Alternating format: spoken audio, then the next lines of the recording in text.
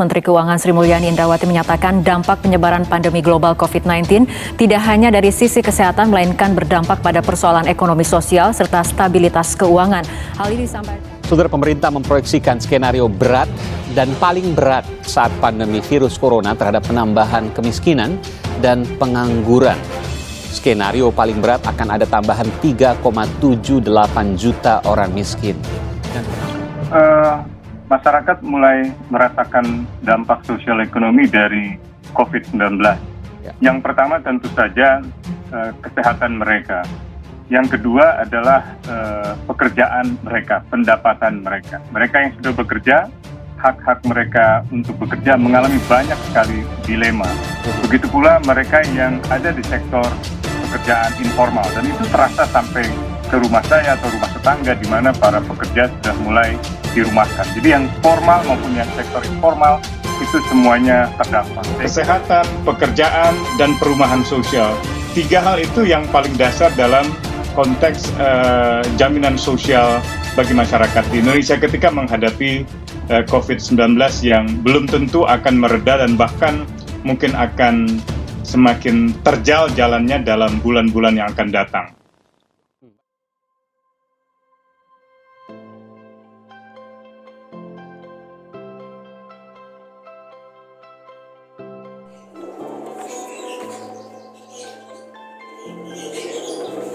Kasus ketidaksejahteraan hidup yang tidak adil masih sering kita dengar sampai saat ini. Bahkan kasus ini sudah tidak asing lagi di telinga kita. Rasanya sudah seperti santapan sehari-hari. Kasus ketidaksejahteraan hidup terjadi di Indonesia. Apalagi dalam sektor ekonomi. Ekonomi merupakan pondasi yang ada dalam kehidupan manusia. Jika pondasi tersebut tidak terbangun dengan sempurna, apakah kehidupan manusia juga akan berjalan secara sejahtera? Di sisi lainnya, menyisakan pertanyaan, apakah kasus ketidaksejahteraan hidup dalam sektor ekonomi dapat ditanggulangi dengan baik oleh pemerintah? Rasa-rasanya tidak. Kebanyakan kasus ini hanya dianggap sebelah mata.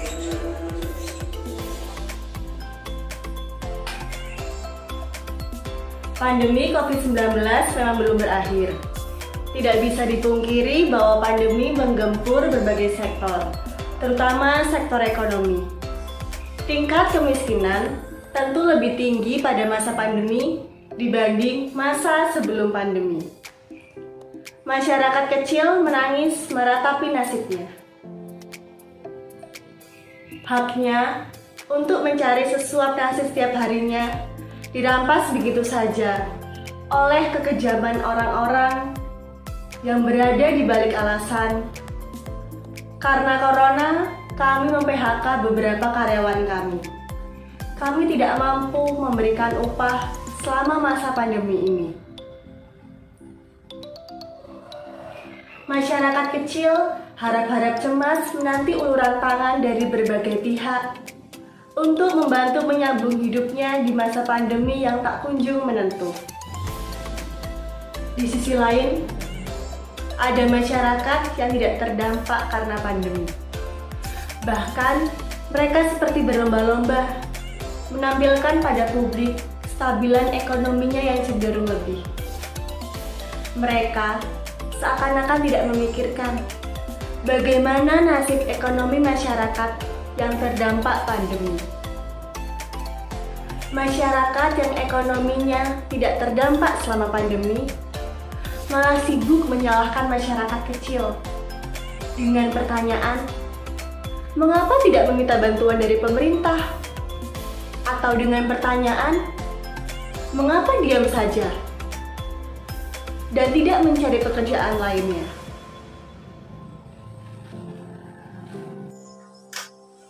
Pada faktanya, banyak masyarakat miskin yang ekonominya terdampak karena pandemi menunggu uluran bantuan dari berbagai pihak yang tergerak hatinya untuk membantu mereka. Pemerintah akhirnya tergerak hatinya untuk memberikan bantuan sembako kepada masyarakat miskin yang ekonominya sangat menurun drastis di masa pandemi corona seperti ini. Pemberian sembako digembar-gemborkan kepada seluruh lapisan masyarakat. Tidak hanya kepada seluruh lapisan masyarakat, namun pemberian sembako ini juga digembar-gemborkan di berbagai media, mulai dari media cetak dan media elektronik, mulai di televisi, di radio, bahkan di seluruh media sosial anak muda. Namun, ada satu pertanyaan yang tersisa. Apakah pemberian sembako ini sudah merata kepada seluruh masyarakat yang ekonominya terdampak karena pandemi corona? Atau malah penyaluran sembako ini salah sasaran? Realitanya, penyaluran sembako ini masih belum merata dirasakan oleh masyarakat miskin yang ekonominya sangat terdampak karena pandemi. Malah justru pemberian sembako ini salah sasaran. Masyarakat kaya yang ekonominya sangat stabil, yang ekonominya tidak terdampak, menerima dengan tangan terbuka bantuan sembako tersebut. Malah, masyarakat miskin yang ekonominya sangat turun drastis karena pandemi corona ini belum menerima. Hal tersebut seharusnya tidak boleh terjadi dan tidak boleh berlangsung lama. Keadaan seperti ini harus segera dituntaskan. Pemberian sembako ini harus segera diberikan secara merata. Kesejahteraan dan keadilan seluruh masyarakat Indonesia merupakan tanggung jawab pemerintah dan masyarakat sendiri. Seharusnya masyarakat kaya yang menerima sembako yang namanya terdaftar sebagai masyarakat miskin seharusnya malu dan sadar diri untuk tidak menerima sembako tersebut. Pertanyaan refleksi yang dapat kita renungkan bersama, apakah masyarakat kaya ini tidak merasa iba ketika ia menerima sembako yang seharusnya sembako tersebut digunakan oleh masyarakat miskin yang ekonominya sangat terdampak saat pandemi ini? Masyarakat miskin yang hanya untuk mencari rezeki sesuap nasi setiap harinya, mereka harus bertarung dengan virus corona yang masih berkeliaran sampai saat ini. Nah, pemerintah seharusnya sadar betul dan lebih teliti dalam memberikan sembako, agar pemberian sembako ini merata kepada seluruh masyarakat miskin yang ekonominya terdampak karena pandemi dan tidak salah sasaran. Kesejahteraan dan keadilan masyarakat Indonesia, khususnya masyarakat miskin yang ekonominya terdampak karena pandemi, harus ditegakkan dan harus diperhatikan. Bukankah jika masyarakat merasa adil dan sejahtera di masa pandemi ini, maka pemerintah juga akan senang ketika rakyatnya merasakan hal tersebut?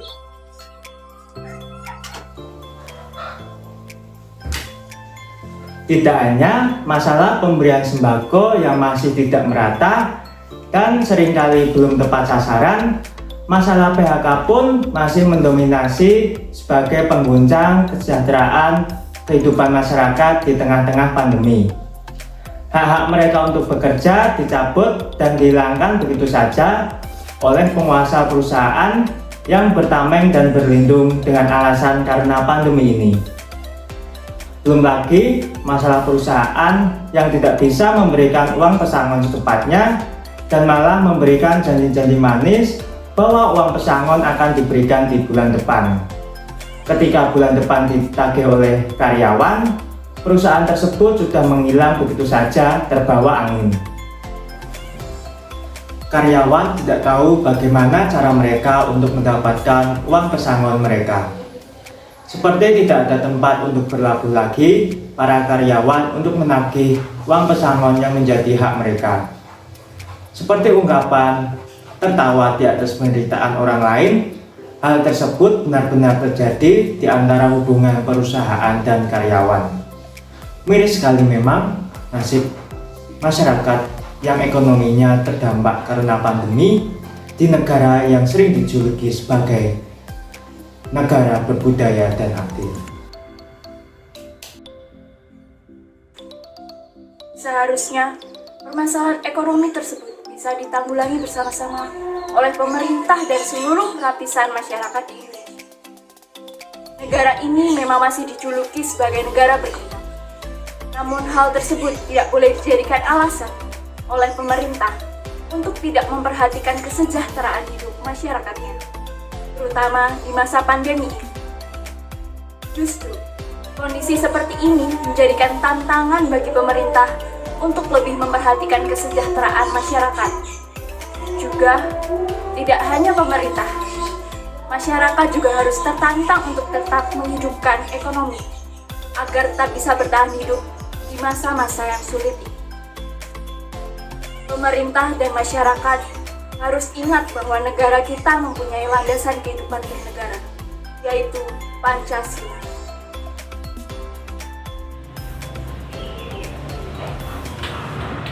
Pancasila dijadikan sebagai landasan hidup bangsa Indonesia. Oleh karena itu, nilai-nilai yang terkandung dalam Pancasila bisa dijadikan sebagai dasar dalam bernegara. Dalam konteks gemar melakukan kegiatan kemanusiaan, pada saat ini banyak sekali gerakan-gerakan yang terjadi di sekitar kita. Seperti contohnya gerakan gotong royong maupun gerakan untuk membantu relawan-relawan, mulai dari tingkat keluarga, RT RW, pemerintahan kota maupun tingkat nasional. Gerakan ini bertujuan untuk membantu kesejahteraan hidup bermasyarakat yang terdampak ekonomi karena pandemi COVID-19. Gerakan ini juga bisa diwujudkan melalui kekuatan media sosial, lalu bisa membuat pembelajaran proyek based learning, sampai dengan memberikan donasi kepada masyarakat yang terkena bencana pandemi COVID-19.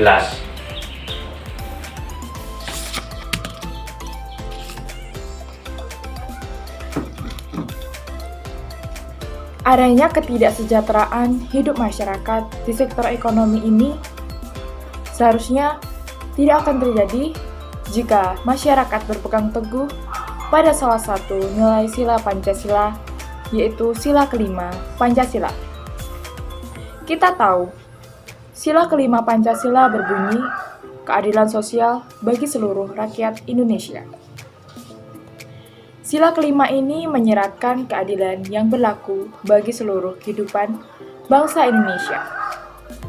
Tentu, keadilan yang dimaksud adalah keadilan yang berdasarkan ketuhanan yang Maha Esa.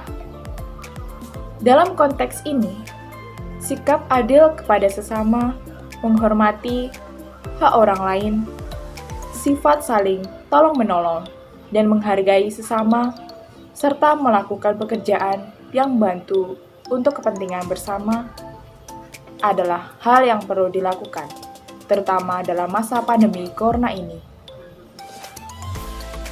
Dibutuhkan sinergitas yang baik, seperti kerjasama antara masyarakat dan pemerintah untuk bersikap adil.